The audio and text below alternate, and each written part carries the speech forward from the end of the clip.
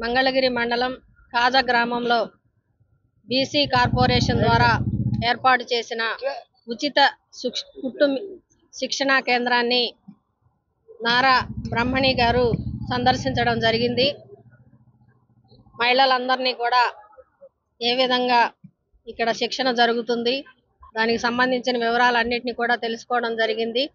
చాలా సంతోషంగా మహిళలందరూ కూడా మేడం గారికి ఆహ్వానం పలికి వచ్చినందుకు కూడా చాలా సంతోషించారు.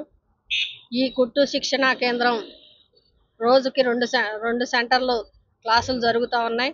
దాదాపు 79 రోజులు క్లాసులు పూర్తి చేసుకున్నారు. అందరూ కలిసి కూడా కుట్టు నేర్చుకుంటూ దాదాపు అన్ని రకాల సంబంధించినవన్నిటి కూడా నేర్చుకున్నారు.